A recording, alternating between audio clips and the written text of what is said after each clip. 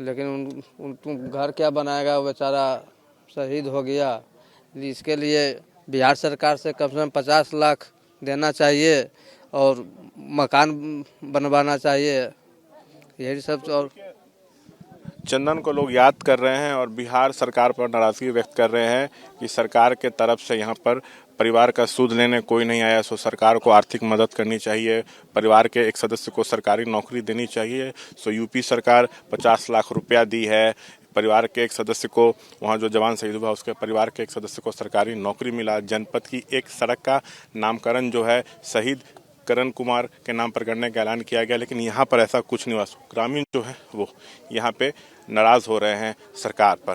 Camera person विशाल राय के साथ Shashank Kumar, ABP news, Nawada.